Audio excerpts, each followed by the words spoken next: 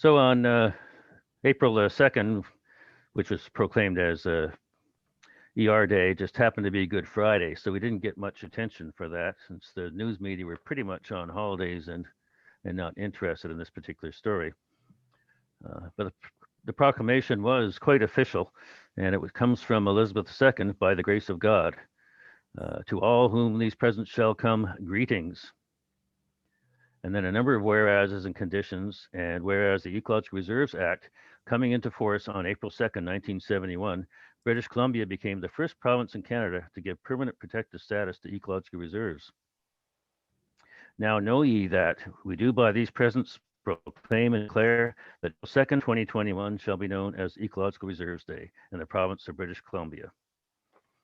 And in honor of that auspicious occasion, and today being May the 4th, when the first ecological reserves were created through an order in council, we're having a special session of those that were involved in the early years of ecological reserves.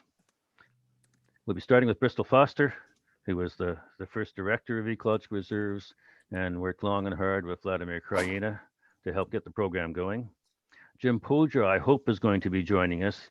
He can't do Zoom because of the lack of internet access, but I'm hoping he'll be calling in with a voice call.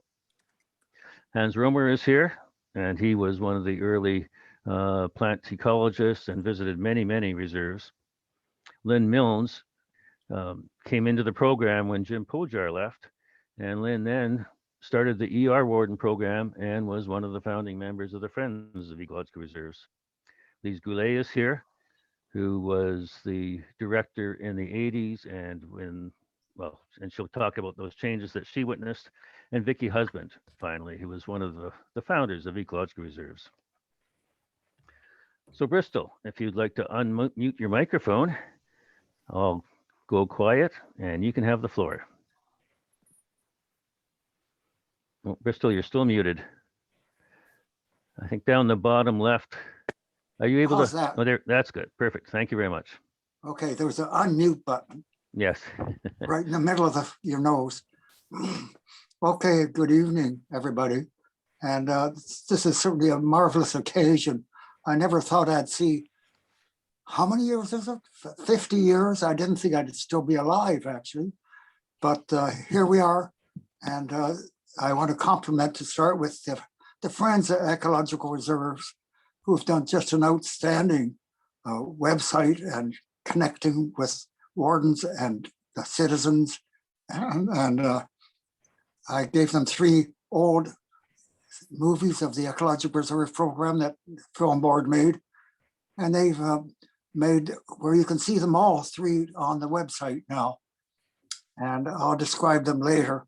But it really all started with me finding these meetings going on once a year at UBC or at the Royal BC Museum, provincial museum in those days. And it was a collection of botanists, largely, would get together and report on their activities the previous summer. So they would go out in the spring looking at natural history and particularly the flora, and report back to areas they want protected. And that went on for years and was fascinating. Peter. What was the question? That was a mistake, I think. Somebody accidentally unmuted themselves. Oh, well, interrupt any time, by the way. Don't worry about that. So it was soon apparent that it was Vladimir J. Krajina who was running the show. And he is a very, very gentlemanly sort of man, but he has teeth, which he keeps well hidden. And when he was fighting the Nazis and later the communists in Czechoslovakia, he certainly bared his teeth, and he was very lucky to be alive. I figure, considering the number of times he had death threats. So the Ecological Reserve passed, yes, 50 years ago today. And the positions were established, the coordinator of ecological reserves. And I applied for that because I'd had, 6 years at the museum shoveling paper, which was interesting, but I wanted to get out and minimal of pushing paper. And the Ecological Reserve Program certainly did that all over the province every year. And that was a fascinating thing to do. And it has achieved a lot, as the museum has too, incidentally. So I applied for the job when it was advertised by the government, and I got it. That's 1974. At the same time, the Ecological Reserve Unit was formed, and Jim Pojar came along shortly after I was there. Trudy Chatwin, Trudy Carson, and then Lynn Milnes, Hans Romer. All these people passed through the Ecological Reserve Program. John Pindermoss as well. But we never had, as far as I know, we never had more than 3 staff members. And we were trying to do everything, the 3 of us. The National Film Board was interested in what was going on, particularly Kraina. They had an assignment. Tom Radford was the producer, to make a documentary on Vladimir Joseph Kraina. And so they came along, and before you knew it, they would follow us out in the field wherever we went. They made 3 movies. As I said a moment ago, they're all available now on the website, and I'll mention them to you because they're historical and sometimes hysterical. And first one was The Forest and Vladimir Kraina. The Forest and Vladimir Kraina. That's the only one they planned to do, but they found it was really real challenge videoing Kraina, because as soon as he sees the movie camera aimed at him, he'd become professorial. He'd never relax with the camera aimed at him. And the film board, Tom Radford in particular, was determined to get Vladimir in a relaxed state, because he can be very funny and very relevant in a relaxed state. And they shot a lot of movies, a lot of film, and they made this one, The Forest of Vladimir Kraina, and that's the first one they made, and that's the only one they were going to make. But they had so much footage left over because they'd aimed the camera at Vladimir when he's in a relaxed state, and he had almost snapped to attention and become part of Professor Vladimir Kraina. And so this resulted in a lot of footage which was never used. So they had gone out to Triangle Island, and the first one I've been talking about is The Forests in Vladimir Kraina. The Forests in Vladimir Kraina, and the second one's called Triangle Island. So they had, I don't know, probably a half hour at least of footage, which they're never going to use in the Kraina movie. So we went out to Triangle Island, and they did, I think it's about 20 minutes. There's an 18-minute movie on Triangle Island. And I showed them around there, so I seem I'm featured in it for some strange reason. Anyhow, we still had a lot of extra footage lying around. And that's when I said, well, let's make another one. And it's called Keeping the Options Open. And that is keeping the options open. If you make an ecological reserve, you still could make it, you could mine it, log it, you still could do that. But that's not the idea, and it's never been done. But the option is always there. Governments change and so on. So these reserves, they were well protected by public opinion, not by order. Just the Order in Council makes them. An Order in Council could get rid of them, but they've stuck around for years. When their changes were made, sometimes the logging company would say, well, that forest eco reserve is right in our way where we want to put a road. So I'd say, well, where do you want to put the road? Well, they want to cut through the corner of the reserve. And so I said, well, okay, you can do that, but give us this other large area which we don't have protected. So times we lost some property, but we gained more by giving into the Forest Service. And so we made some headway just that way.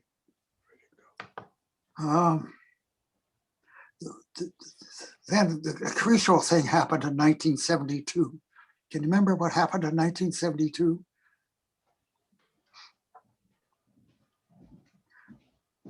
The Barrett government came in and the social credit Bennett government was tossed out. And Dave Barrett turned out to be a real friend of the BC Museum, but also a friend of Ecological Reserves. And over the years from 72 to 75, when the NDP went out, we established about 10 ecological reserves a year. Can you imagine getting 10 ecological reserves a year?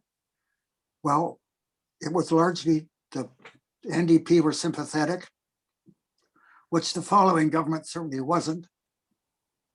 And the second point was when we got an ecological reserve proposal, we had to contact every provincial government relevant department to see if they agreed. And if any one of them disagreed, then that was a potential veto. And we had to go to them and butter them up, maybe take them out for lunch. And Trudy Chapman and Lynn Mills, they developed leaving a Rogers chocolate on their desk. And that seemed to melt their opposition sometimes. Or leave a picture of a very cute Vancouver Island marmot, something like that, when we're trying to protect the Haley Lake area for marmots.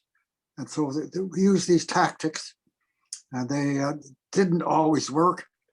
And sometimes we had to cancel the proposal, but we did get a lot, 10 a year for over 3 years. There were some real adversaries in the government against us, particularly in the fish and wildlife, particularly in the rangeland people who have cattle in the interior. They didn't like that grass protected. But then we had the real helpers inside the government. And the one I can think of is Bill Young, Chief Forester, Ministry of Forests. And he was really helpful and sympathetic to creating ecological reserves, and he did as much as he could. Now, I just hope we did have how many people lined up here? I heard earlier you had about 113. You still have that many? We have 101 at the moment. Well, that's pretty darn good. That's fantastic. That's fantastic, actually. So I could ramble on, but I think there should be a chance for others to speak. You probably got lots of others, and everybody can pitch in now and then when it's appropriate. I should have mentioned before that Mike Fenger went around and interviewed Bristol and Bryony Penn and Trudy and a number of other people, Hans, and the transcripts of those interviews are on our website. So they're fairly extensive and a very lengthy recollection of the early years. There's an awful lot of good material on the Friends website. It's amazing. Yes, if you haven't been there, we have a page for every ecological reserve. Every scientific and other report that we're aware of is at least linked there, identified there. And if we have copies of it, the copies are all available there, plus photographs, as many as possible. If you have any more you're interested in, Gary Fletcher is our webmaster. Please send your pictures to Gary. And the other thing to do with pictures this year in particular is using iNaturalist, even historic pictures from ecological reserves, well, especially historic pictures. You should put them on iNaturalist and they become available to this Special BC Parks program. Be sure to look at those 3 movies. The Forest and Vladimir Crane has got Andrew Haig Brown and all sorts of old characters, many of them dead, many of them eloquent. And you'll find lots of interest in that movie. You'll see the Forest Service No, you have the forest company is on there, and they're complaining about the large forested ecological reserve we created on Nemkish Island. But they did turn up and they did complain, and they did smile and make a nice picture too.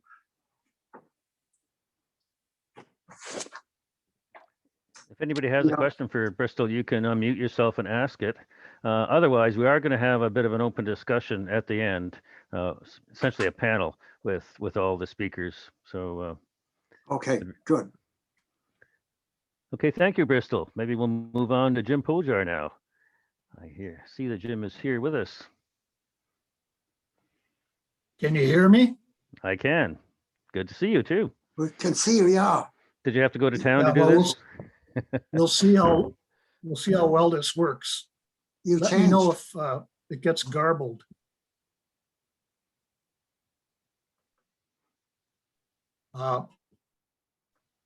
So I've had a charmed existence. I was Dr. Karina's field assistant for 2 summers while I was a grad student at UBC. And then shortly after I got my PhD, I started working for Eco Reserves with Bristol. And our office was in Harbor Towers in Victoria. And I'll start with one of the low points of my career with Eco Reserves, because shortly after I started, the NDP lost the election to the Socreds, and Bill Bennett moved into the penthouse, top floor of Harbor Towers. And quickly, the whole place became infested with Socred operatives, kind of these faceless men in suits. They reminded me of the bad guys in the Matrix movie. So I learned to always use the stairwell up to the 7th floor, because if I used the elevator, I was liable to encounter these thrusting young male Socreds. But several highlights at Eco Reserves. One was the field trip to Brooks Peninsula that Frank Boas and I did.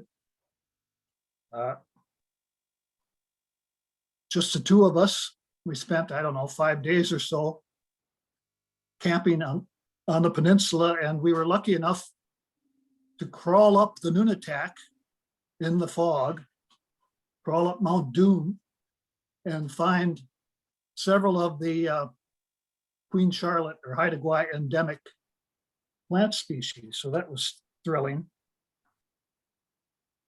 And the time I spent at Gladys Lake was terrific, because it was a full summer of field work based in Val Geist's old cabin at Gladys Lake. So I and my assistant spent the whole summer up there studying the plants and animals. And it's the real way to do field work. It's rarely done, that kind of field work these days. You really get to know the area. And that then became our largest eco reserve. Another highlight of sorts was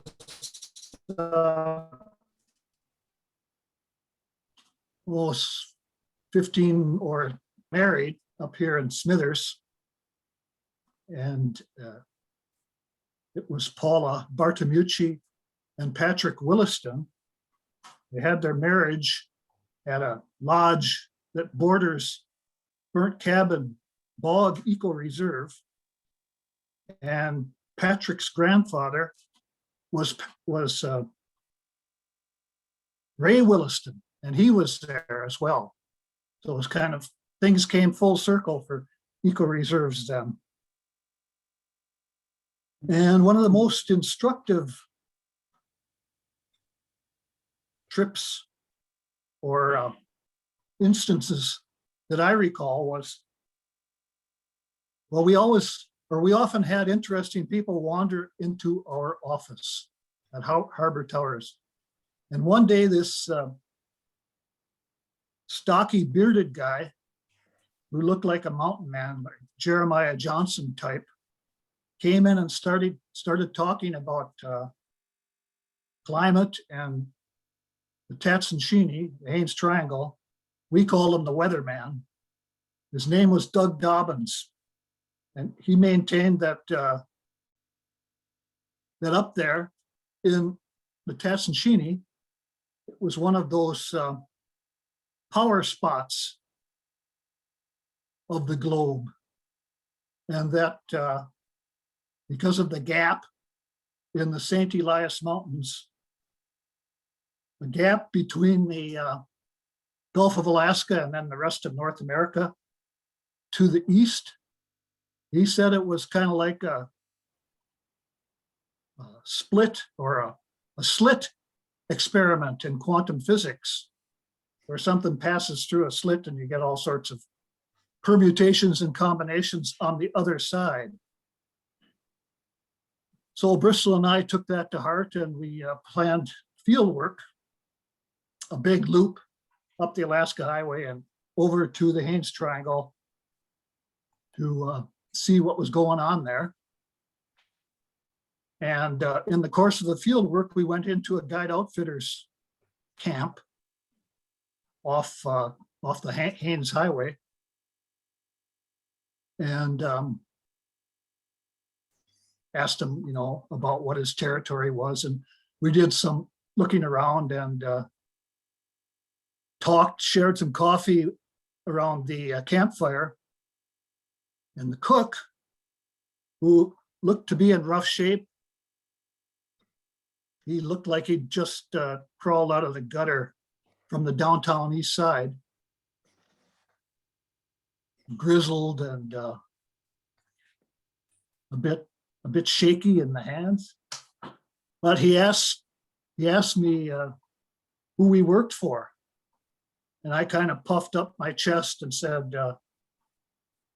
well, we worked for the Ministry of Lands, Forests, and Water Resources. And he paused for about 20 seconds, kind of looked me up and down, and he said, well, that sounds pretty theocratic.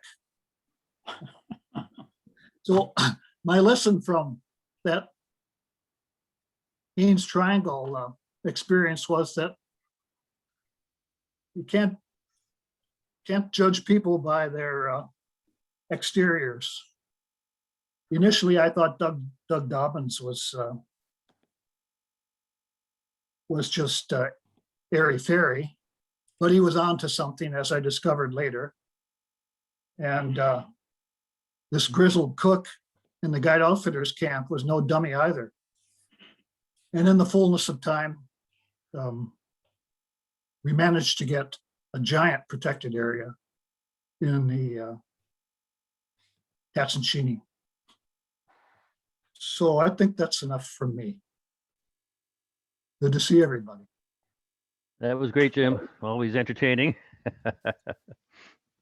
And I have to say, I haven't seen you in 20 years. You haven't changed a bit. You're too kind. I think I saw Lynn there earlier. So Lynn Mills came on to Ecological Reserves when Jim left. Are you there, Lynn? You want to unmute Yes, yourself? I'm right here. Hi. Yeah, I did. So I took over Trudy's position. Trudy decided to go back to school. So I took over her position. And at the same time, we decided to start the Warden program because we were getting enough reserves and there was no way we could look after them all. So so I appealed to the Federation of BC Naturalists. And within 1 year, we had at least half of the ecological reserves with wardens. Lots of people volunteered. The naturalists were wonderful. And they didn't just volunteer, we had no money at all as our little unit, and we tried to fly under the radar. So these people took me into their home when I would visit them, because otherwise I slept in the van or camped or whatever. And anyway, they were really kind, and they took me everywhere. They let us know what was going on in the area, because when I started in 1980, there were community land use planning issues throughout the province, and just some of them, the Stikine, the Stein, the Cootsmatine, the Nimkish, South Moresby being the biggest one, Tashish, Robson Bight, and all of these places soon became very controversial and in the paper all the time. And here we were trying to fly under the radar, and we were in the paper all the time. Of course, I was feeding information to the paper, and I was always getting in trouble. But our wardens were excellent, because if I had an issue in a particular area, say Fish and Wildlife in Kamloops or whatever, I'd phone up the warden, and invariably the person in charge of that would be their brother-in-law or their cousin or something, and they would go and talk to them. And that's how we got ecological reserves through. The wardens were very helpful.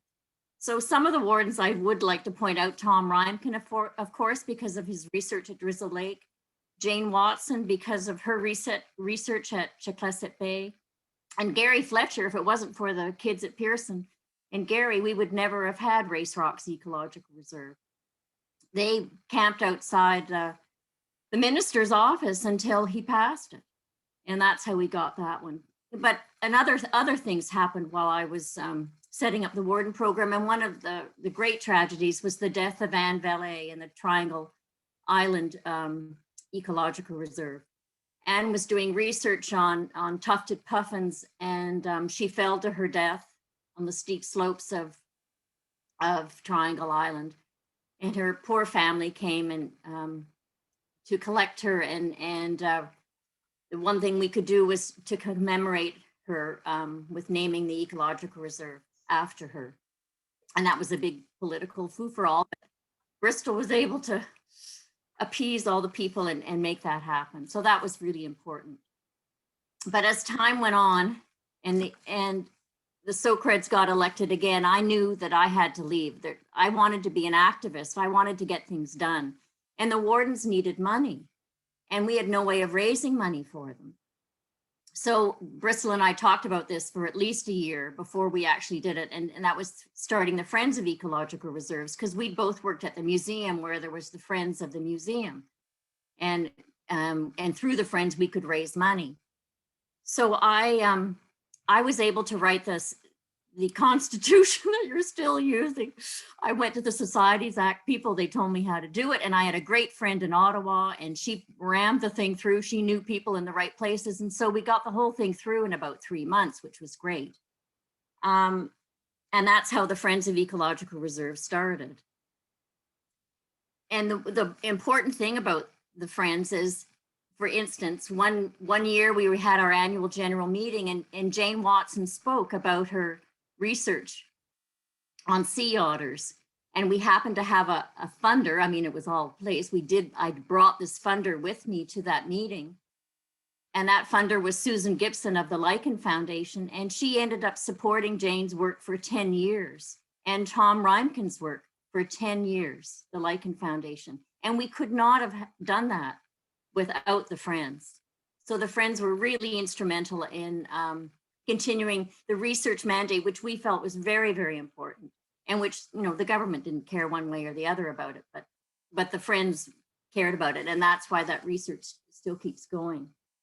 And we couldn't have gotten by with Adolf and Aluna Cheska every year, taking field trips to Trial Island. And what else can I say? I guess the biggest thing was all the controversy around ecological reserves. And I think this is where Vicky should come in, because everything became controversial in the end. Everything became a big deal. But South Moresby was the biggest victory. So I'll leave there.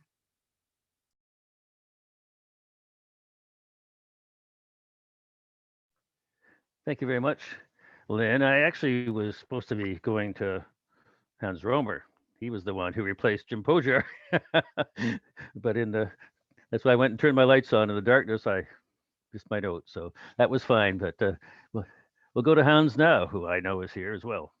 And thank you very much, Lynn, especially for all your work that you've done and to get to where we are today with Friends.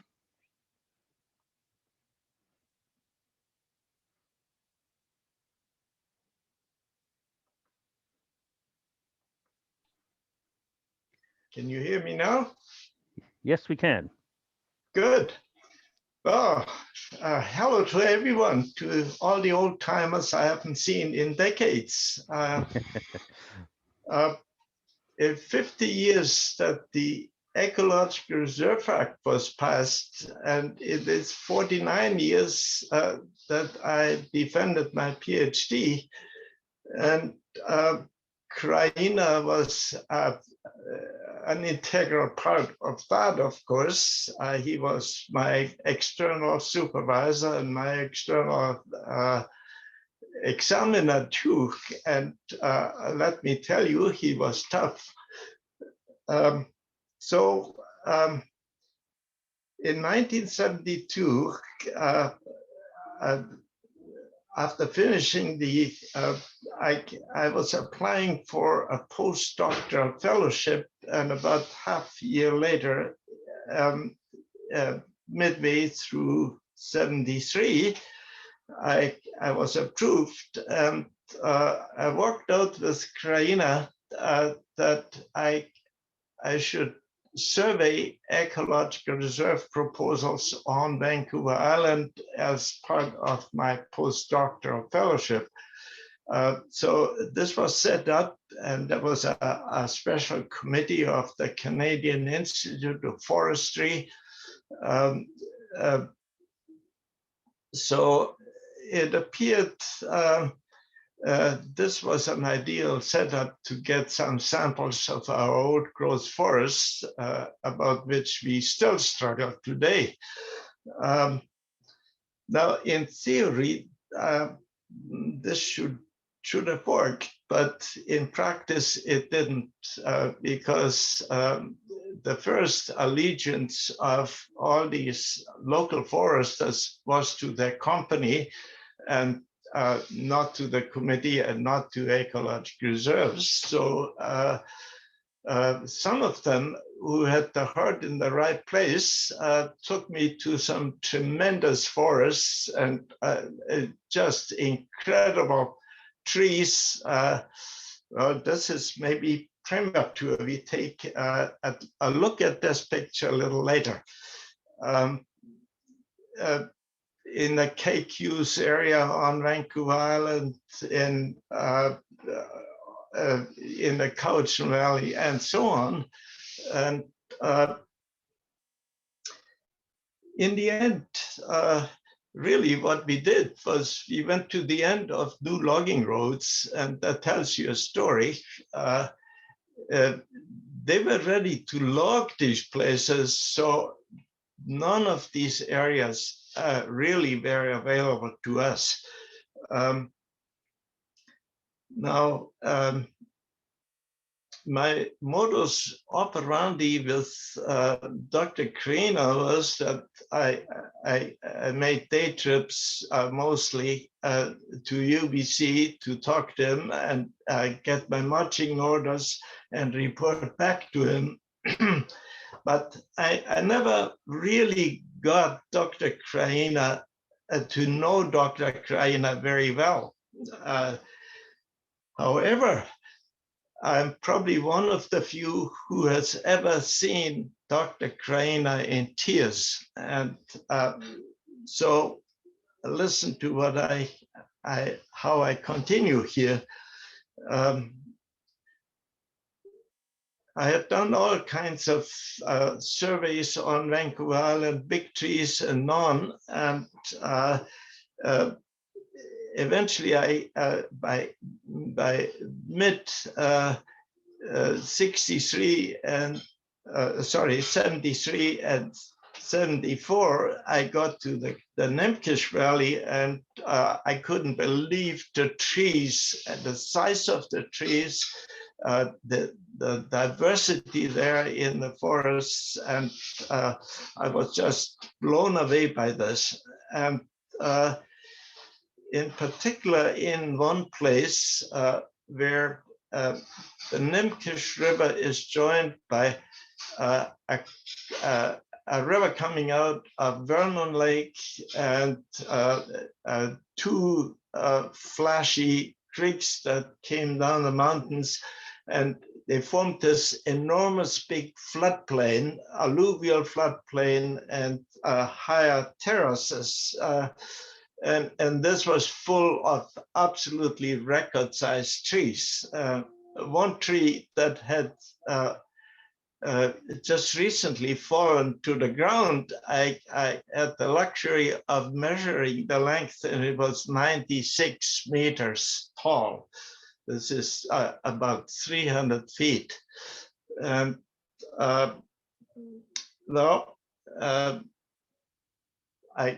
I surveyed various portions of this floodplain. That the total size of the floodplain was something like about 3 by 5 kilometers, which works out to over 3,000 hectares. And we, in our proposal, we had several parts. It amounted to a total of 360 acres at the time. We dealt in acres more than in hectares. And well, I was convinced this place had to be seen by Dr. Kraina. So what a field trip was arranged, and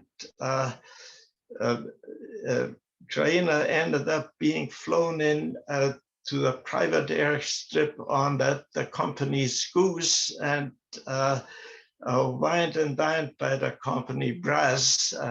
So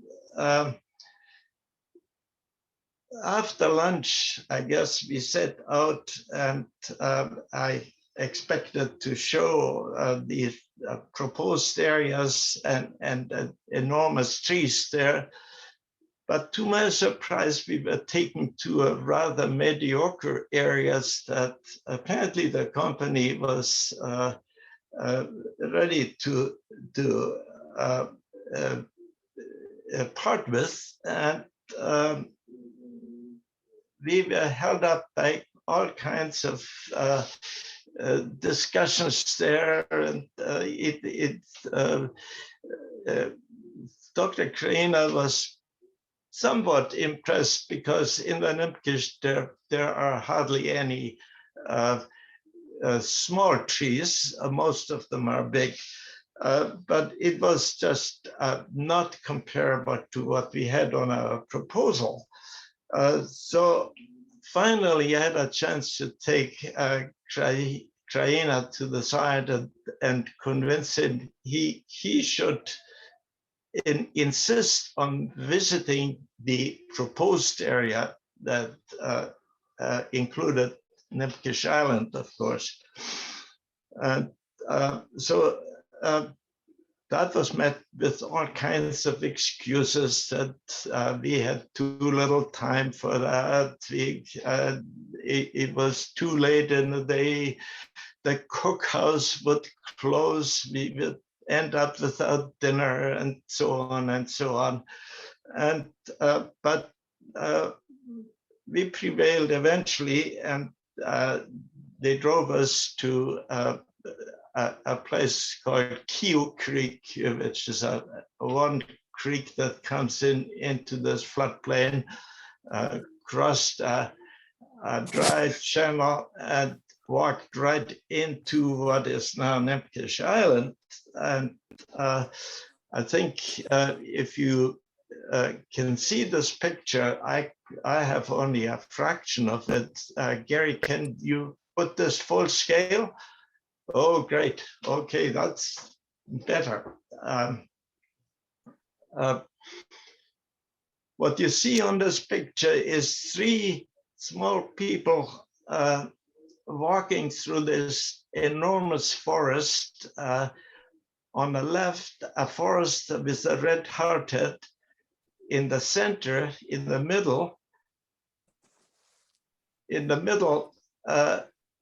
Dr. Kraina with a green cap, and on the right, another chap with a hearthead. Actually, that was Greg Jones, who at the time was the wildlife biologist for the company there. And they're walking straight towards a tree that there were two generations of trees, one about 350 years old, and another one that I estimated at maybe 650 years old. And that tree you see in the middle of the picture was of the latter kind, probably over 600 years old and absolutely enormous. And so to make this story short, when Kraina stood at the base of this tree and looked up, tears were rolling down his cheeks. He was so moved. First of all, of course, he probably had never seen a tree like that. And secondly, he realized we were steered away from this area so he wouldn't see these magnificent trees. So this is the story of where Nemkish Island started.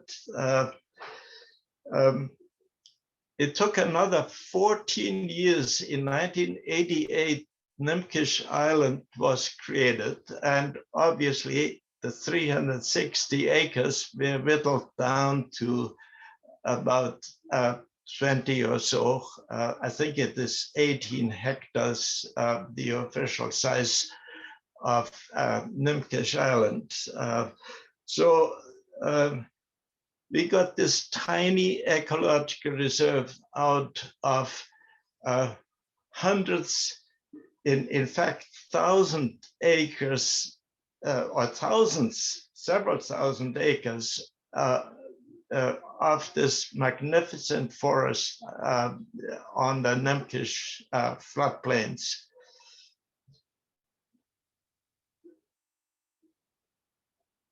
Okay, this is my story, and I can still see him in tears there. I have one thing to add to that story, and that is when Nemkish became a big controversy and in the paper, the logging company wanted $2 million in compensation for I think it's only 14 hectares. It's not a very big area. Anyway, they wanted $2 million compensation. So the paper phoned me up and said, how much do they pay in stumpage? So of course I went and I found out, and it was $2. So it was in the paper. Logging company wants $2 million in compensation for $2 of stumpage. I got in trouble. Yeah. That's quite right. And there was incredible controversy before this ecological reserve was even established. And there was publicity, there were newspaper articles, there were magazine coverages, full color, everything.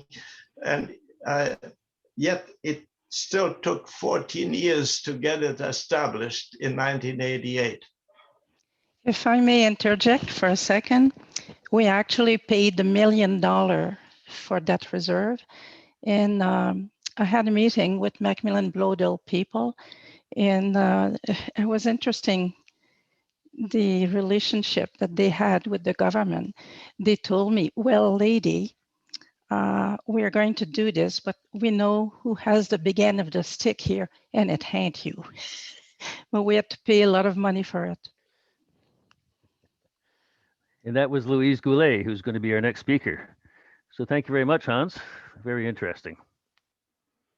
So Louise came onto the program, I believe, around So it's my turn. 1985. Yes. Okay, my turn. Yeah, 85 to 90 as the Ecological Reserve Program. And everybody's into story, and I wasn't going to. I was just going to list things that were done, but it's too good an occasion to miss telling stories. Wynn and I were working at BC Hydro as wildlife biologist. And in the summer '85, I started that job. First of all, thank you very much for including me in this in this presentation, in this meeting. I'm very excited about it. And hello to people I know, at least one of them for 50 years, and hello to the people that I don't know. So in '85, I decided this is a job I wanted. The problem was I was living, my husband and I had a house in Vancouver, and we both worked there. And in particular, my husband had his own business. So I made the bargain with him. For 8 years, he had been pestering me to have a kid. And I says, I tell you what, you can have your kid if we move to Victoria. But, you know, I says, it's not done to get pregnant the first year in the job. So I says, you'll have to wait a bit. So he stayed in Vancouver for quite a while. And then finally he says, well, and okay.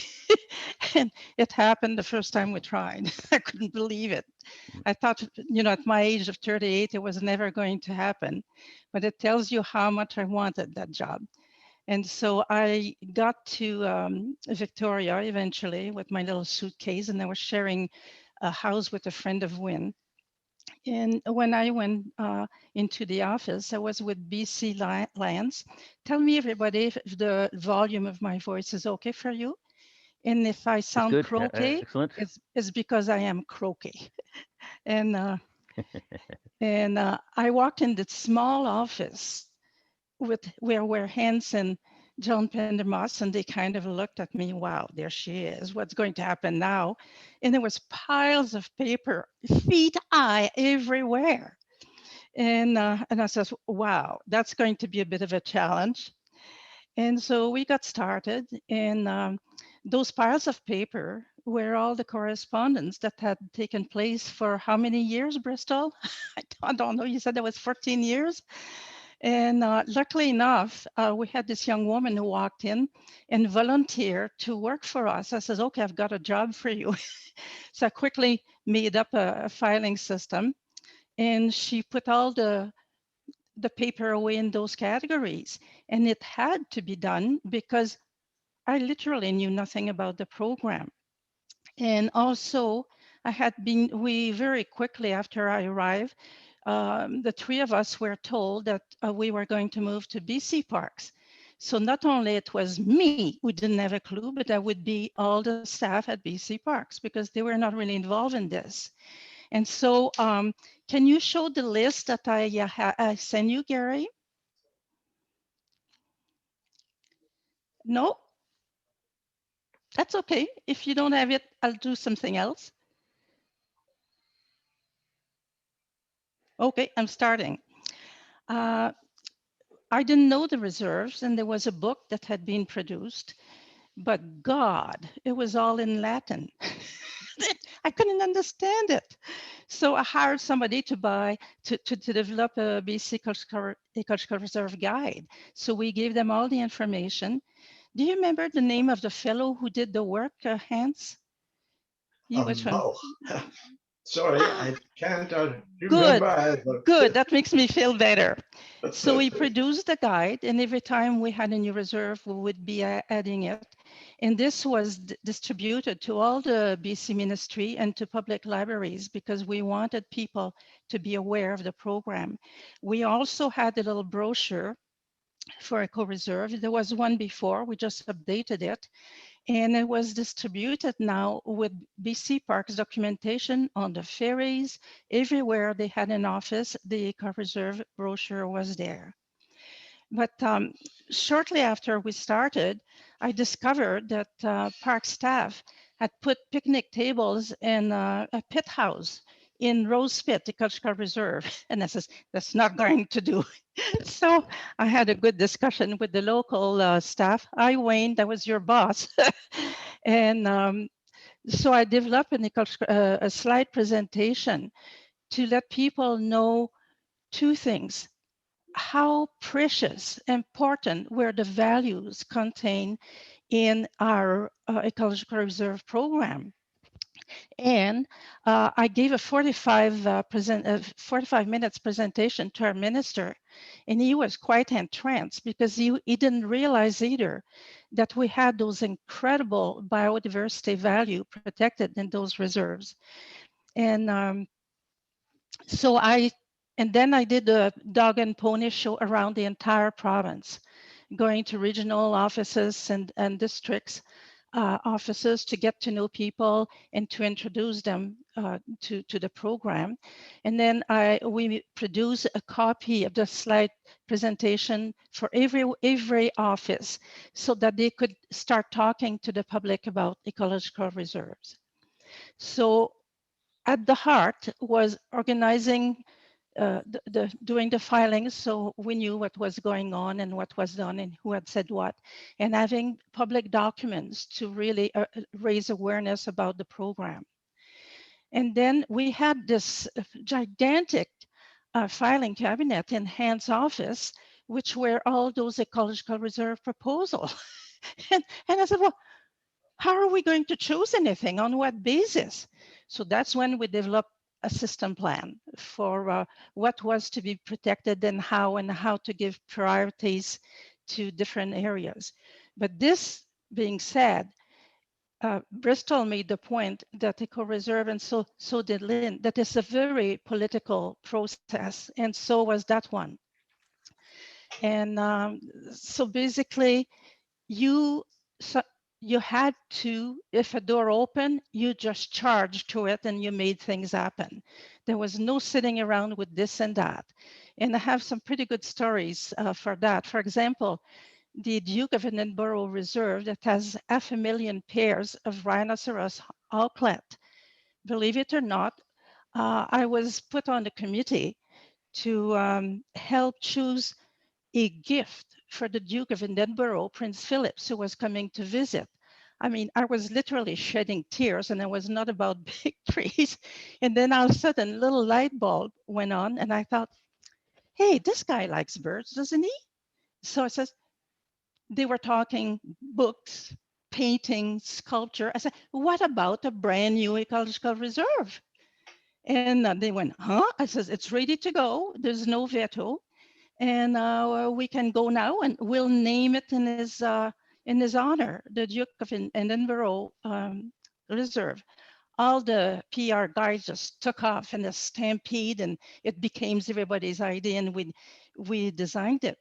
But eventually, it came down with a ton of brick, because you're not supposed to use his name without his permission. So the BC House in London was slapping my hand because it became my idea again.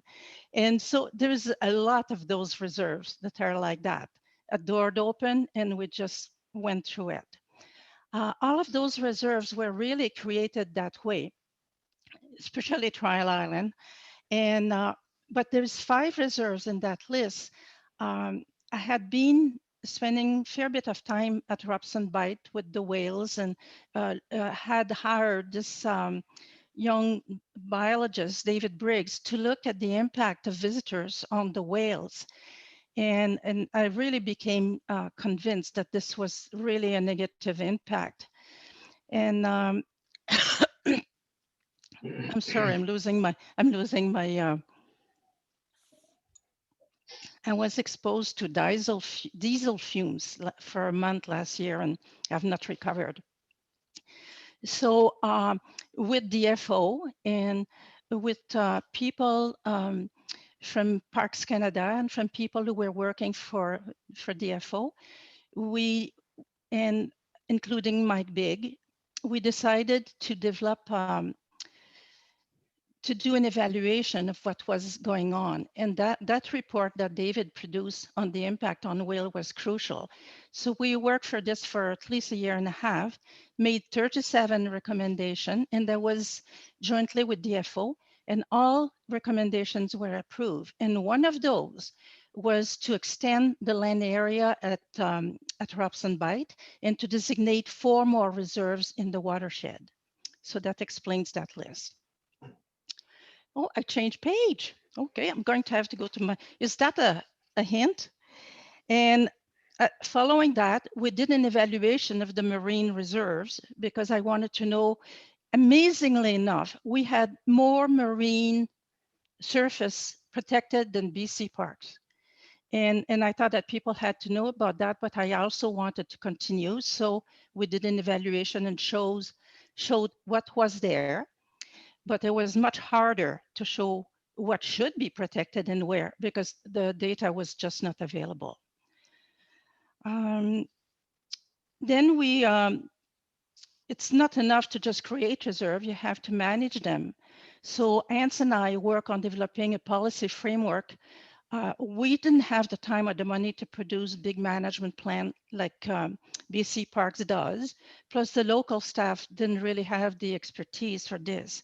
So we developed this, we're going to do it quick and dirty, but hit the issue.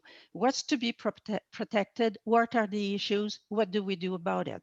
So we had a framework to develop management statements for all the reserves. The permit system was improved. And luckily enough, our manager at the time, Dennis Moffat, I was forever asking for money, and he came through. So Andrew Bryan got money to work on Vancouver Island Marmot, David Briggs on killer whales, and Jane Watson on sea otter.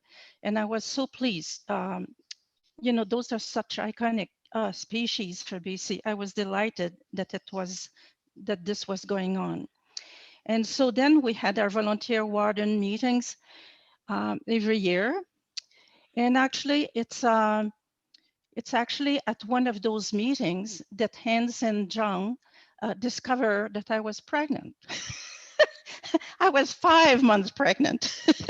This lady walked in and walks to me and says, "How long are you?" I says, I just looked, I was talking to them. I said, 5 months. I said, "Wow." And John and Hans look at each other. What? So that's what happened when a woman works with Ben. So moving on from there, that job came to an end in 1990. And all staff that were with me landed on their feet. John Pindermoss managed to get a job at the museum, hence moved to the Conservation Services to write management statement for the Eco Reserve and what else he didn't say. And Mona was also harpooned by Conservation Services. So though as the manager, I didn't have a seat and I had to apply, and I think that was planned by BC Parks. I had to apply for the manager of flying job, which I wasn't crazy about. There was just way too much paperwork in there. But anyway, that's what I did. And so the policy development and monitoring functions for ER stayed at headquarters in the planning services and conservation services. But all of the work on the field was assumed by BC Parks field staff. And that's when all those documents and slideshows and brochure that we had produced really came handy because they were able to get a handle on it. What was unfortunate is the program was transferred to them without any money. So shortly after that, I showed up at a regional meeting in Kamloops, and the regional director, I just came through the door to this big room, and right there, 10 feet from me, he started screaming at me that, why did I do that? Why did I want a job? And why did we delegate everything without any money? And I started screaming at him too. And I says, do you realize that we sold our house at a loss? And I put my husband out of his office for the job. I wanted this job. And so we just, oh, a good 5 minutes. Were you there, Wayne? There was a good screaming match and we finally got along. But the years that came after that were a wild ride. Mike Harcourt was our premier. We had the BC Ministry of Parks with Ivan Mesmer from Kamloops. And my director, Derek Thompson, was really a go-getter, you know, lots of ideas and drive and know-how. And so for 10 years, we were in high gear the whole way. And as I said, there was a combination of different factors. It's what I call my 4 Ps. We had developed the policies. For example, under Derek leadership, in collaboration with Forest, we developed the BC Parks and Wilderness for the 90. Then that became work on the BC Protected Area strategy at LUCO. And we even had a workbook to go with that. And I had one of my staff on loan, a lady, Karen, what's her name? It just escaped me right now. I'll just leave it there. She's an ADM now. And so she was there writing the workbook and helping to write the strategy. And this thing worked dandy. We basically, over the period that I was there, we did, it was now part of the land use planning process. Whereas we had to go hat in hand before that if one ministry had a veto, you were out of luck. But now the proposed parks and eco reserve, like the system documents provided guidance as the kind of thing what we were looking for. And we also developed a BC marine protected area with Parks Canada. So we were going big. And in terms of land acquisition, we had the Pacific Marine Heritage Legacy. I was working with this with Parks Canada, but there were also legacies to do with the Lower Mainland and with Victoria. I think we spent in excess of $100 million to buy private land that we could never dream would have gone into the park system. And some of the areas we got, some we were not so keen on, but we, like Bugs Burn in Vancouver, we got things we never thought we could get. And so therefore we had the politicians, we had written the policies, the system policies, there was the land use planning process to make the recommendation and decisions. Well, the decisions were political, but there was a 4th P, and there was the public. And that's where the like of Vicky husband come in. At that time, there were people chaining themselves to trees. And that P, the people, they are the ones who drove all of this and made it possible for us to do that. So I can assure you, I had 10 staff and I was in charge of land acquisition and the designation of all those areas. So over those 10 years, we designated over 180 reserve, more than 20 ecological reserve. And the rest is history. And then the Liberals came in. And that's when I went to work for Parks Canada to help create the new national park. So there were frustrating moments, but they were great moments. And I'm pleased that I was able, my staff and I were able to offer a continuity to all the efforts that was done by all of you. And now with the Friends, in many ways, with the current government, it's a no-go zone. I've tried myself once I was gone, and they cut, when I left, the Liberals had cut the headquarters staff by 65%. They eliminated functions like the library or filing things. It became a very arduous job. And in fact, there were 7 different managers in my job after I left because it was just mammoth and the political wind had gone. So and now the Friends are the ones that are in French, it's la relève. I don't know how to say it in English. You're carrying that mantle now, and I thank you for it. Thank you. And thank you very much, Louise. The person whose name you couldn't remember, that was Cara Lewis. who Yes, was with yes, the yes, yes, Secretary of that's her. Treasury, Yes. Quite, Rick, quite a young woman. I Yeah. had to fight for her because they didn't want to give her any money or promotion because she was so young. yeah. They Rick, changed- can I just thank Louise, because in the centenary of parks in 2011, we got some money. Gary Fletcher and I went and we looked at all the ecological reserves files that you, Louise, got organized. Yes. And we Xeroxed and PDF'd them, and they're all on the Friends Ecological Reserves website. So we're probably got better historical data. And a lot of those early reports are, plant lists by hands. And so we have everything that we could find in government as of 2011. So We thank really- you, Louise, because Yeah, you you're organized welcome. that. We really worked at it, but I went back to visit friends later on. Ken Morrison was left to do all that planning. Like the place was decimated, and they were not allowed to send what they produced to the filing system because the filing person was gone. And luckily enough, he hoarded a lot of documents in his filing cabinet as well, but they're still there as far as I know. I hope they're still there. And who was talking, by the way? Mike Finger.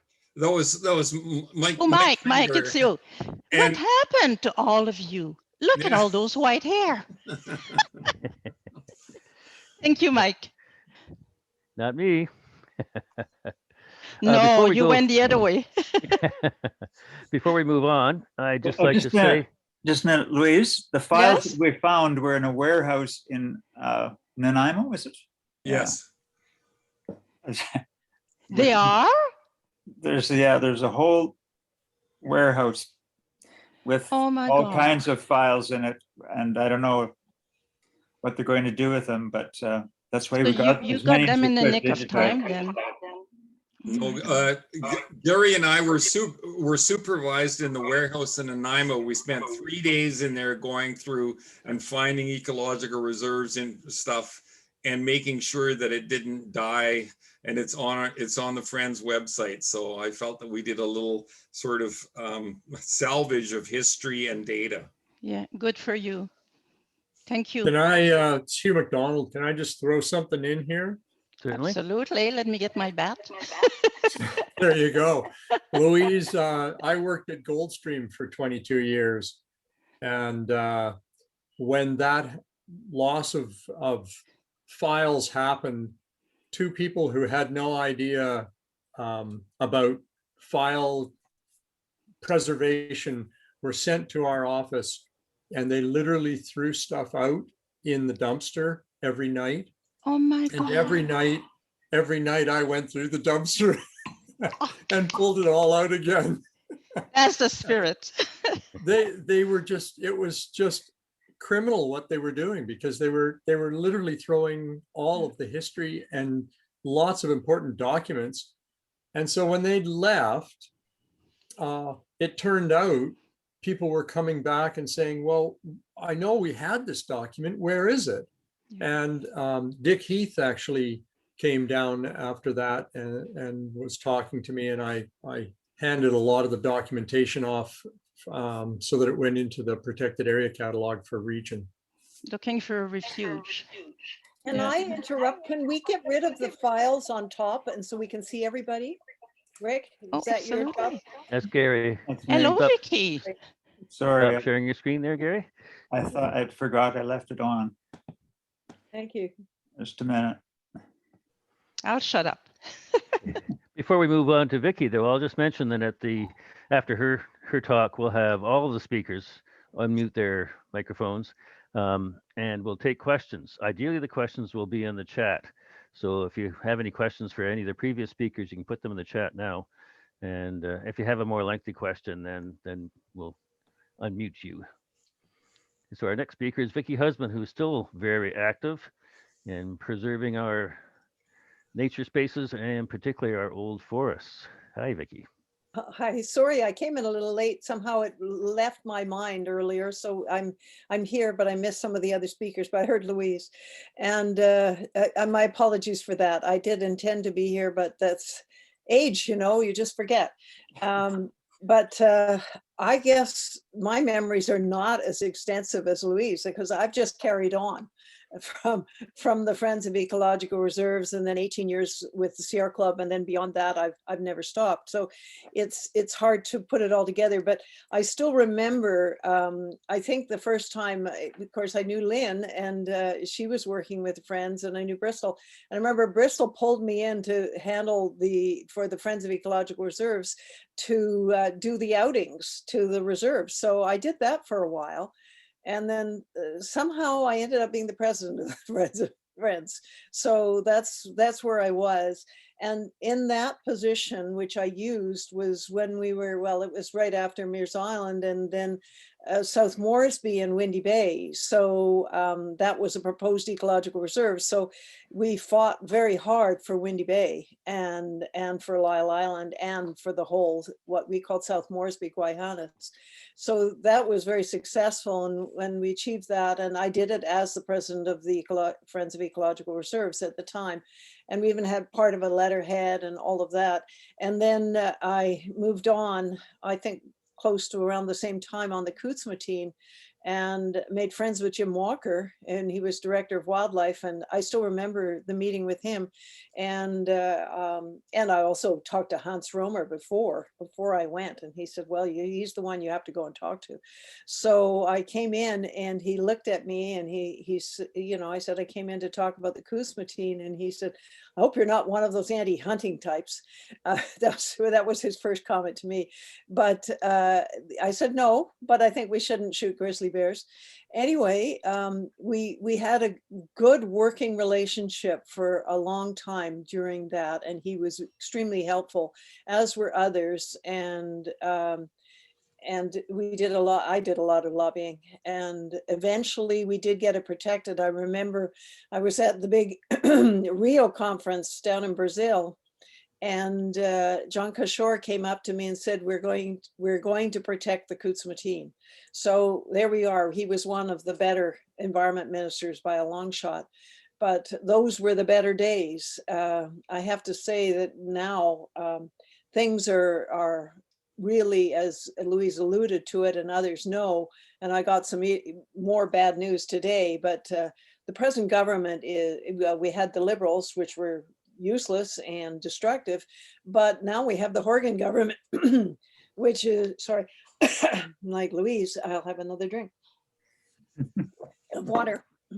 And they don't have an environmental bone in their bodies. It's run by the Horgan cabal, and they're making deals with First Nations because they're giving them no other choice but to ravage the planet, and that's the only offer that they have. And so it's a very, very difficult time, and I'm really involved in what I like to call the ancient forest, because I see old growth is just a bastardized term by the Ministry of Forests and the government. So it's the big old trees that we want, and there's only 1% left, and they're making deals right now with First Nations to cut all of that. And so this is a really complicated situation. And the First Nations, the ones who want to conserve and work on Indigenous protected and conserved areas, well, they don't want to recognize that. They don't want to even meet with them. They are only interested in logging. So this is a major problem. And of course, I've been involved with Site C and fracking as well. But it all started with the Friends of Ecological Reserves, really, or a little bit before in Clayoquot Sound with Mears Island and that battle there. But that was my beginning in getting so involved in all of these issues. So I don't have a lot more to add, because I'd rather hear from others. But I still remember working closely with Hans and on a lot of the issues, and later on with Louise, and of course Bristol and Lynn. They were the people that I knew from that time. For those who don't know, Vicki and I were kayaking partners for about 20 years or 25 years. There were three of us, Vicki, Darlene, and myself. And Vicki would say, well, this summer we have to go and look at another clear cut. And we would kayak to all these obscure, clear-cutted areas. So Vicky could look at them, and then we would also walk up rivers. Oh, yeah. Time, there were biologists, actual foresters and biologists who would walk up rivers. Yeah. We would meet them, and anyway, and there we would be naked swimming in the rivers or whatever, or dragging our kayaks up these rivers. And we would meet these foresters, and now there's nobody looking. Well, these were the fishermen, or the ones from DFO who walked the rivers and checked on the salmon and checked on the habitat, and like the Escalante, which they totally destroyed, and the stumps came all the way down the river, and that was a difficult one. That's the northern part of Clayoquot Sound or into Nootka Sound. But yes, I was responsible for picking some of the locations. But the Tashish and the Tashish Kwa, and I definitely was very involved in fighting for that when they were leaving out the Silburn, and fighting and that core process, which never gave us enough chance to protect more. But we did get the Tashish Kwa and the Silburn and the battle. The battle and the other one that was more important. Klasquish. Yeah, that's Klasquish. No, we didn't get Klasquish, but the power. We went up the power. Remember, we borrowed a canoe and got up the power, and that was, they didn't want to give that one up because it did, even though it had old logging from the spruce during the war, the Sitka spruce, but it was an incredible forest up above the lake. So yes, I got the power and the battle, but we didn't get the northern part of Brooks Peninsula, which we should have had, the eastern Klasquish, but we were there. Through great hurricanes and things like that, but yes, and mid coast as well. So yeah, there are lots of adventures. So Lynn, you can put your microphone back on, and Bristol, Hans, Jim, Louise. I'm not sure Jim is still here. And there's a couple of questions in the chat. The first one was actually for Jim. Even if he isn't here, the question was, does he have pictures of Gladys Lake that we could have access to for our website? Because Gladys Lake, for those who don't know, is inside Spats Easy Park, has no road access, only available by plane and horseback. So he's a helicopter actually and horseback. I have many pictures of Gladys Lake. Yeah. Any of them digital yet? Some of them are. Oh, good. Mine are on slides in a box here somewhere. So still. May I add something for perspective, especially Dr. Kraina's perspective and the scale of thinking he was. Luis mentioned that these 7 ecological reserves in the Sitka watershed established, but maybe not all of you realize that Dr. Kraina thought the entire watershed should be protected. And this is one of the surveys I did under his supervision in 1973, long before I became a member of the Ecological Reserve Unit. Well, Hans, I remember you talking to me about the Kraina, about the Sitka, and how we really needed to get it. And I worked on it too and tried to get more of that watershed protected, but it's got a little bit more protection than almost any other watershed on Vancouver Island, except for a few, but Yeah, you it should have been. Probably remember the Nitna Triangle. That was our first thing that we did together here. Yes. Yeah, no, I remember a lot of these. It's a long history. One thing I forgot to mention about the Tsitsica, as one of the recommendations made to both level of government was to create a visitor program on the water for Tsitsica. And we developed some guidelines on how to watch whales. And that program ran for at least 5 years, but I'm sure it's long dead now. But one of my previous colleague, all 4'10" of her, used to climb in those big big cruise ship that would come to the strait, you know, like to a ladder, and she would give presentation to people, but also talk to whale watchers to try to improve the situation, because the activities of people, just the presence of people in the estuary would disturb the whales. Yeah. Well, Jim Borman was great on Oh, he that. was, yeah. So Maybe the that was- question has just come forward, where do we need ecological reserves? We need ecological reserves where there's timber. We need ecological reserves that protect estuaries. We need ecological reserves that protect entire watersheds.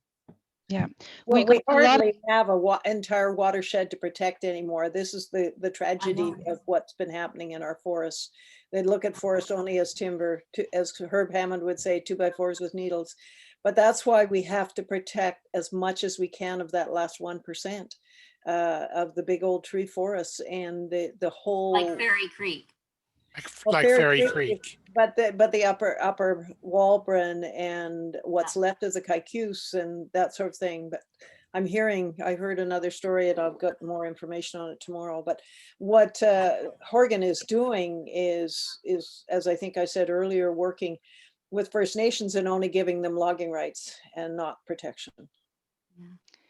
That's what I was referring to when I was saying we got places we didn't want. There was a lot of rock and ice in those parks that were selected by the land use tables.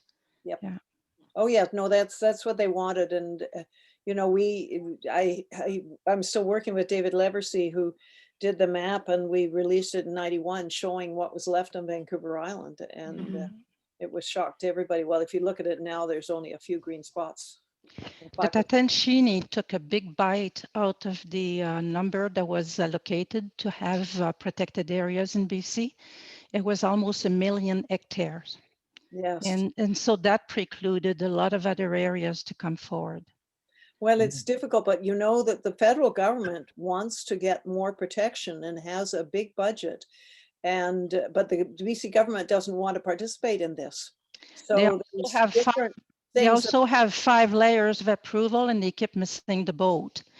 That's why I went to help create the new national park in the Gulf Island. Yes. By the time I would just cut through and say, bad girl, but it's beyond belief how they ever managed to get a national park designated. Yes. Well, it's difficult, but there is money. And if we could get money here to make sure these parks are created. Their money, our know-how. Yeah.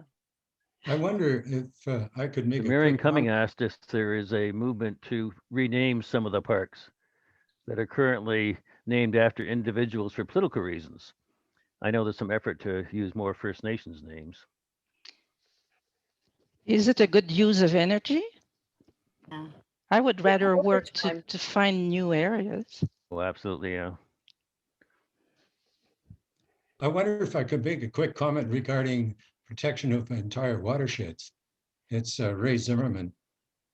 Perhaps we shouldn't forget that we have close to Victoria completely protected watersheds as a result of stopping the logging in the water district. And the size is not insignificant. The Souk drainage is the upper part, and Goldstream is with the leach is about 200 square kilometers. And then there are several small protected watersheds too. So the need for watershed protection is there, of course. We have something unique down here. And also regarding there's no public access and no industrial activity in the Goldstream and the Souk. So in terms of protection, it could be suggested that it's even greater than ecological reserve protection because there's no public access. Anyway, I wonder if anybody has any notion about that.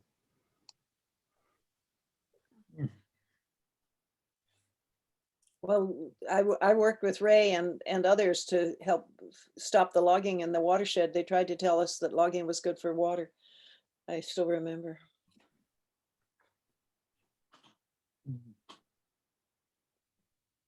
Todd Columbia asks, here we are today. Thank you all for your efforts over the past 50 years.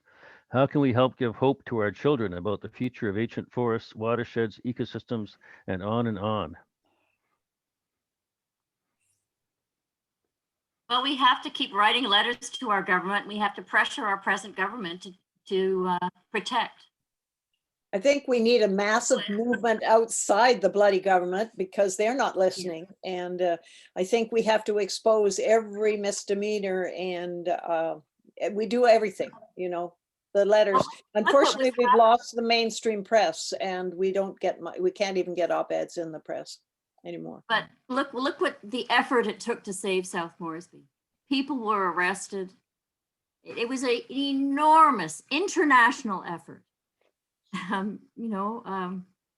mean, Vicky and I, we went to Jacques Cousteau in Paris and lobbied him. I mean, it went on and on and on. You have to go everywhere and think of everything you can possibly do. Well, international, getting it into the news, and we've got Fairy Creek has been in the Guardian, which is excellent. We need a lot more international pressure because nothing else moves.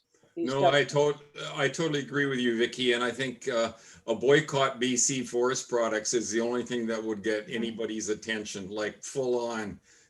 There's no way that they can't shift to an alternate way of harvesting and support the current forest workers. There's been a 50% reduction in forest jobs in 20 years. So it's not working for the unions. It's not working for the forest companies. And the US claims that we're subsidizing forestry are probably legitimate. So we're all being duped here. It just annoys me. We are all being duped and we've lost half the mills and the companies. Many of them are saying they're leaving in 3 to 5 years anyway. They just want to get the last of the best and then they'll be out.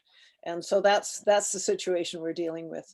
And there was an article in, I think it was in the Taita Today about Wilderness Committee saying, well, they've got this big plan to log all this old growth. But David Leversey said that it's a much bigger plan than they were even talking about in the article today. So, you know, they want to take it all and do it right now. So this is what we're up against for the forests. And losing the Peace River, that part of the Peace River to Site C is a tragedy as well. And what's happening in the fracking up in the north, it's total damage right across the province. And under cover of COVID, it's so much more difficult. But we have to fight. That's what we have to do. There is another way. I managed to get things done and to get lots of money from people in different jobs and program I had. And the question I always ask myself, what's in it for them? And so what I would start with is look at a website, find out what they makes them tick. And then you go to them, says, you have no idea what we have got and what we can do for you. And that's why when I was working for government, I always kept a low profile because I didn't want confrontation. I wanted to be able to do my job inside the system. So there was a job for the people inside and a job for the people outside. But I think one of the problem now, there's nobody left on the outside. Yeah. Mm-hmm. I have a friend who's a friend of Oregon. Maybe I can talk to her, but I'm not setting my hopes very high. No, he's not listening to anybody. Yeah. No, he has to be forced. The public we are the public. And he's supposed to be doing our bidding, and we have to show him that. Well, he doesn't protect the public interest, and that was really clear. He's a labor guy, and that's all he cares about. And being advised by what's the old forest minister? I'll think of his name. But Dan Miller. Yeah, Dan Miller, you got it. He always hated me. He's still out there. He wasn't fond of me either. No, he didn't. He he's an old mill guy. Yeah, and that's whom he's talking to, and the Glenn Clarks and the Mosahodas, and they don't protect anything. Nonetheless, never give up hope. It took us 15 years. It took us 15 years to protect the Kootsmatine, 25 to protect the Seven Sisters. So sometimes you have to be patient.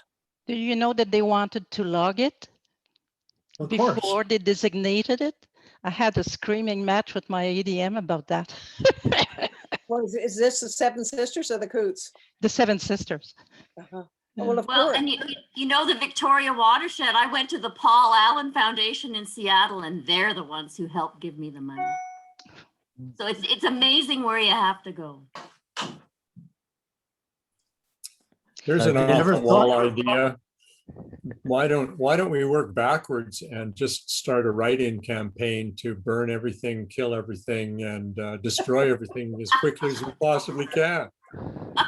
Could you speed it up for us? Yeah. Well, they're doing that right now. But Jim Pojar, thank you for your latest, the part of you did in the latest report. That's all very helpful to everyone. Good. Yeah. My voice is totally giving up on me, so I will say goodbye. Hi, Gail. I see your face, smiling face there. Hello to everybody, and I'm gone. Have a good Thank you very much, evening, Louise. and Wonderful thanks to for see all you. the hard work. Thank you for everything Thanks, you've done in the Louise. past. Yeah, Thank you, yeah. Louise. Oh, it's not just the past. In the last 12 years, I've created the huge native plant garden with almost 200 species. As if you want to see it, all salvage, come and see me. That's how I keep in shape. Well, can I put a word in, please? How do I get out of this? Rick, did you arrange that? Leave on the bottom right. Bottom right. Ah, there we go. You're captive. Salut tout le monde. Okay, am I being heard now? Yes, Hal, go ahead. Okay, interesting session this evening. I tuned in to see where all the old people went, and I see where they went. I was one of the products of the same school, same time as most of you people who were professionally trained. Colin was my main influence, but the forestry courses were also of considerable interest to me. I was also greatly influenced by a man who was a student at the same time, but later went on to things. And I'm speaking of York Edwards, who was a forester, believe it or not, with the penchant and ability to interpret and to promote conservation and preservation and perpetuation. But when I started to work, I could not find a job in BC because at that time, forests were for timber and stuff like that. It wasn't all this park stuff and so on. So I got a job as a wildlife biologist in Ontario. And after a few years of that, switched over into the parks branch, where I was much happier. And I was with the group, I was part of the team that set up the parks system in Ontario, including, and my responsibilities were in the area of the nature reserves, which is equivalent of your ecological reserve. But I systematized it, and as a part of the larger system, it was a wonderful procedure. We made fantastic advances, but there were enemies made at the same time. There were conservative governments swapping off with liberals once in a while, and the odd NDP government. But we did manage to get a few number of things. So we wound up establishing protected areas of about 200,000 hectares of protected stuff. And I don't know whether you can see this or not, but this is the book that was produced reporting on those. And if I turn to the title page, maybe you'll see it. It's called Protected Places. Whoop. Got it from that. Are you back? Can you see that? No, it doesn't work very well. All right, I'll just tell you, it's called Protected Places, and it's by a historian, Gerald Killen, and it talks about the process of parks in Ontario. It was made, unfortunately, without consulting with me. Everybody else they left me out. But the bottom line is this: there are a number of places preserved, conserved. Some of them are large, some of them are smaller, having to do with a very specific ecosystem or a very specific set of species. What I think you should do, rather than now looking back at the wonderful things we did and the protests we made and the progress we made, we should be looking towards what happens now. And if you think about it for a minute, is there any point in preserving an ecosystem when the ecosystem is made up not only of species, of soils, and of climate and exposure, and a number of factors which are now changing? If that continues, it will all be lost, as you know, and nobody wants to talk about it because it's a very dark future. But we had better get on and do what we can. When you change it, the system that you set up will change. And the one in Ontario is based on the work of a fine gentleman in mapping out a very complicated but very accurate and precise set of criteria. So he mapped out the biological potential of the land for the whole of the province, virtually, from a large region down to smaller things. And it has worked. At the end of our establishment of, and we used incidentally an advisory committee on which I was a secretary. And it consisted of all the biological, geological, geomorphological expertise that there was available in Ontario at the time. And we wound up with a product. And then a very good botanist came on at the end who had spent most of his life arguing with the land use planner expert. And he's something he didn't like. And so they re-examined some of these things that delayed it for another couple of years. But nevertheless, I just urge you to get involved with the climate change issue rather than a small local one, because that, as one rather perceptive writer said, this changes everything.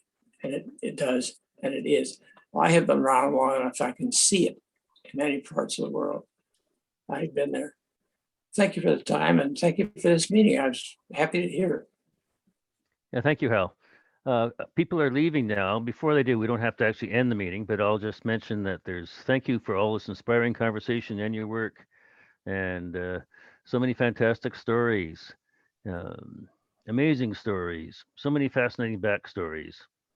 So, Jenny Fike just added a question here, I think. There used to be a system plan for ERs. Yes, if more people wrote to Mr. Heyman on the need for a systems plan and new ERs, it would help. And for those of you who aren't yet a member of the Friends of Ecological Reserves, please join up. We could use your money, and we are trying to lobby hard for new ERs and all kinds of new protections in this anniversary year. What about mushrooms? Edelfast, what about mushrooms? Where's Jim Pojar? He should answer that one. Well, responding to Hal's comments, in the last decade or so, in some places, we've been attempting to use the concept of enduring features as part of the system plan. So instead of just looking at what is there right now in terms of the biota, we try and integrate the geophysical template or the substrate upon which the biota is organizing and changing, and use that as an approach that would attempt to anticipate climate change, or at least take climate change into consideration. So you try and include in your system of protected areas all the representative as well as unusual combinations of bedrock geology, landform, soils, etc. because that, for the most part, will not change over time as the biota does change. So that approach has been applied in Atlantaku land use plan and also in Muskwa-Kachika to a certain extent. But Here, am I still voluble? Yes, go ahead. Yeah, I'd just like to say that you might, Dr. Angus Hills in Ontario did that, Yeah, mapping, and it was a very long year after year after year project. And just take a look at his literature and see how he dealt with it in depth. I don't know if he'd ever get enough time or money to do that sort of thing again, but fortunately, that was already done. Yep. But back then, he wasn't thinking of climate change. It was just a different approach. Yep. Yep. Well, But, climates were part of the process, but if that changes, it'll change everything except what the soil or rock will keep. But as for Adolph's comment, I don't know. I'd have to probably ask Suzanne Simard about that. I think Suzanne has a new book out. She's become very popular again. Oh, yeah. She coined the term the Wood Wide Web for all the interconnections of the mycorrhizae.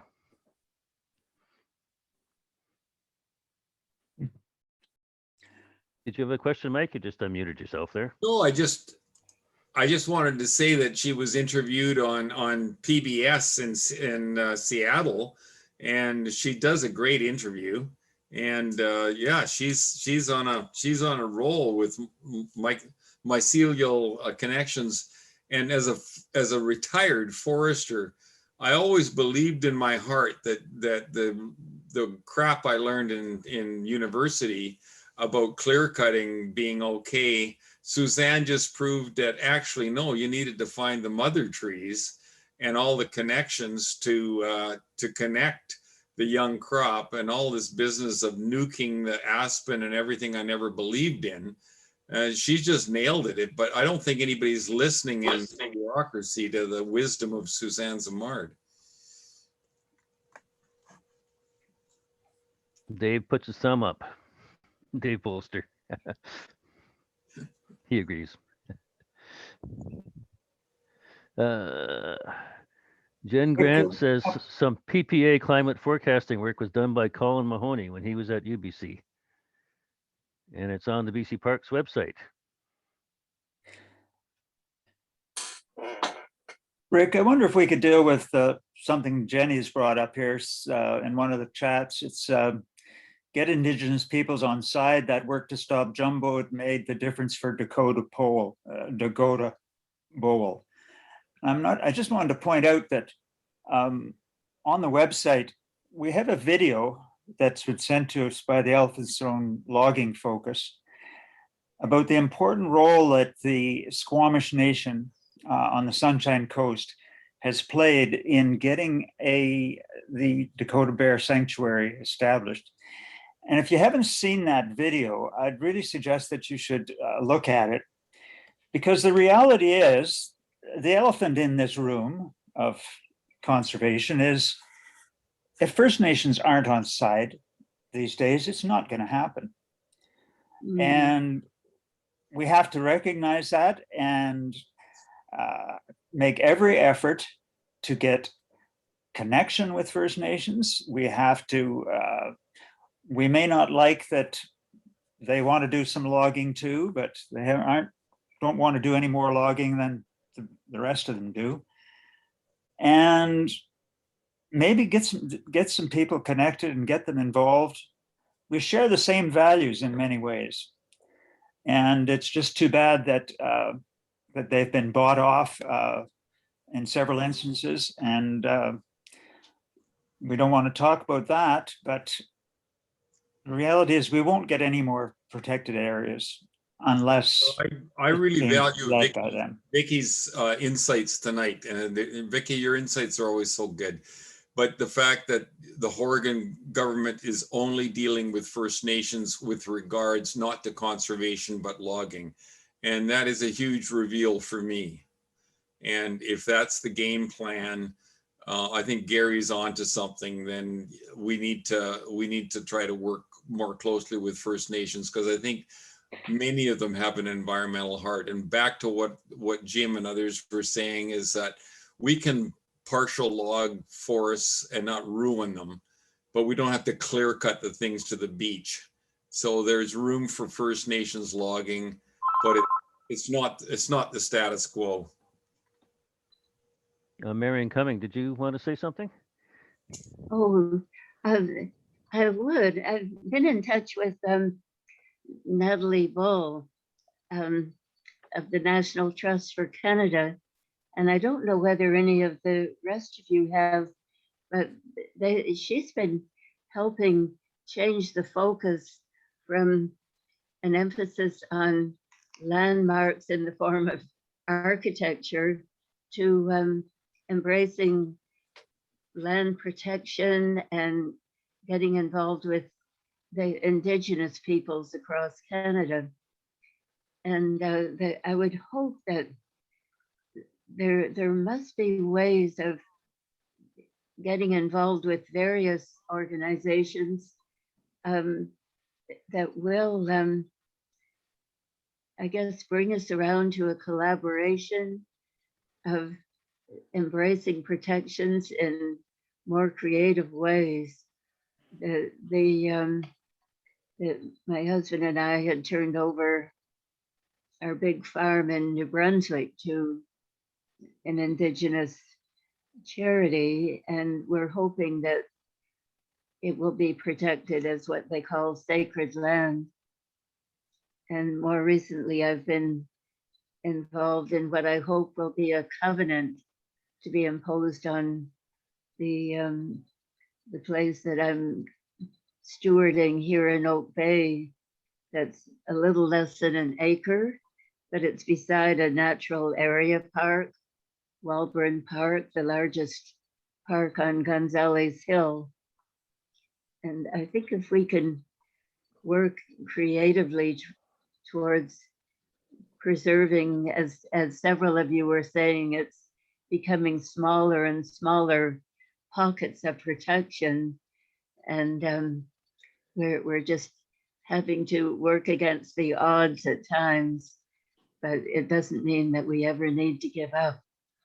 And thank you all for all you've been doing for 50 years. It's just remarkable. I just have a quick comment. Thank you, Mike Finger. And I of course, we're working always behind the scenes with First Nations everywhere. But what is really needed is some of that federal money for Indigenous protected and conserved areas, because it is about money. And, you know, these are impoverished nations often, and we've got to work together. And if they're being offered money for logging, it's very difficult to contradict that. But the elders generally are more interested in the protection, but the government isn't listening to anybody there. So yes, it is critical to work in that way. But that's why I'm so devastated by what Horgan and the government are doing, because it's they're working totally against the environment and any protection of any kind. I work for the Victoria Native Friendship Center, and just so you know, 80%, that's 80% of First Nations do not live on reserve. They live in an urban center. Mm.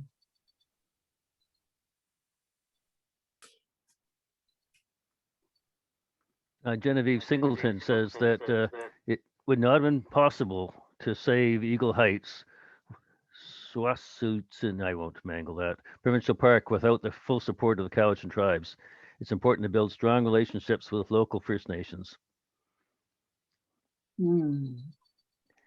This year, though, with COVID, I live right across the street from a reserve here. I haven't been able to step foot on it since COVID started, so it's been well over a year. A few of our friends will paddle up to the beach every now and then, and we'll have a conversation at a distance, but it has created a real rift in our normal relations around here.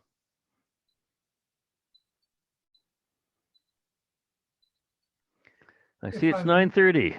Oh, Maybe we could have sorry. one last question if somebody wants. Yes. Yes, it's Harold Carlson here. I really wanted to say hello to Hans. Hi, Hans. And I noticed Adolf was present earlier. I don't know if he's still there or not. I certainly appreciated everything you've said this evening. Some very, very complex issues. Hans, you mentioned your mentor shedding tears. It is documented that H.R. McMillan shed tears too in his retirement years over how the forestry was being managed. And he was the first chief forester of BC. I'm not entirely certain that his operations were involved in the Nimkish Valley. However, that I know the public attitudes or whatnot are really maybe not reflecting the truth of everything. Hans, you will recall you and Adolf and Randy Stoltzman was there as well. We did a survey up at the Coos Summit, little pocket forest up there.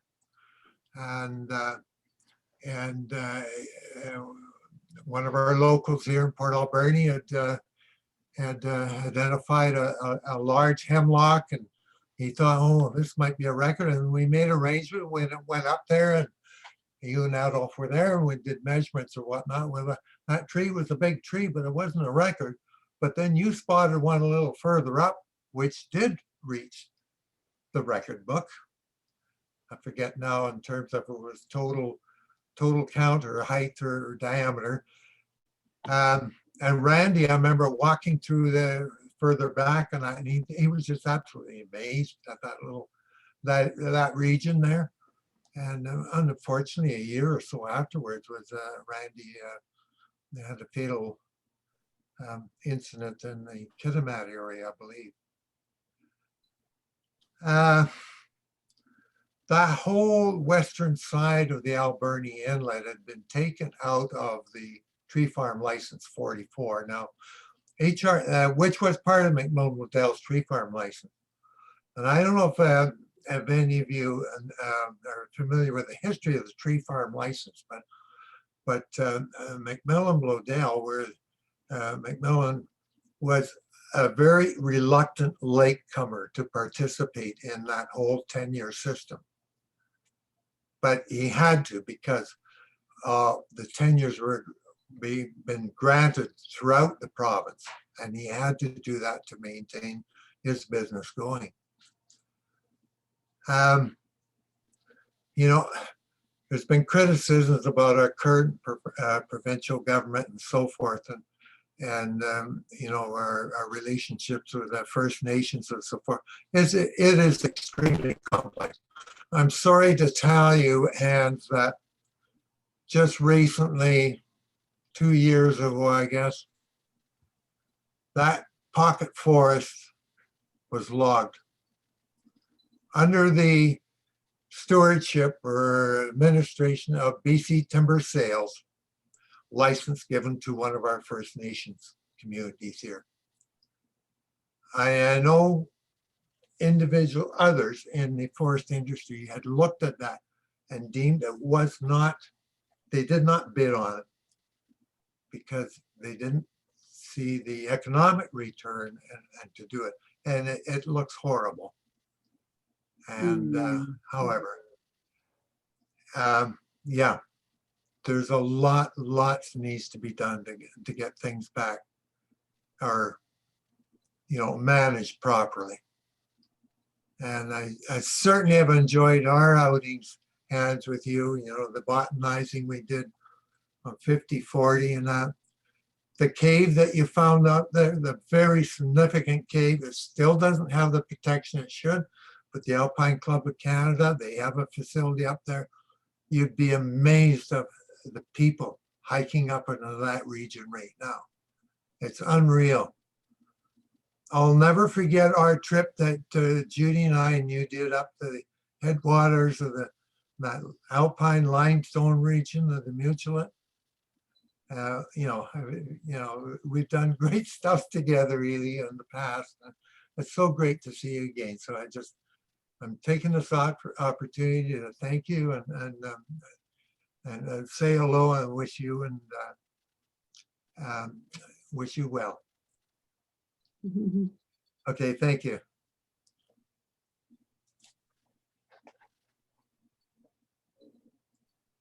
And yeah, this evening is. Thank you, Harold. You did a lot of things together, yes, and we saw some very interesting phenomena out there, especially on the limestones that are every one of these limestone areas on Vancouver Island is worthy of an ecological reserve, and maybe we should get going on it again. Yeah. Okay. Well, I'll call a formal end to the meeting, though people don't have to leave if they want to stay here and continue to converse, as long as Gary keeps the lines open. It's here. So it was really inspiring and wonderful tonight to hear from you all. To get where we are today after 50 years took a massive amount of effort. And it's disappointing that our efforts these days are receiving so little attention and almost no results. But hopefully together we can change that. And I want to thank you all for being here, not just the speakers, but everyone who's listening. So do your best to support the Friends, to support other initiatives.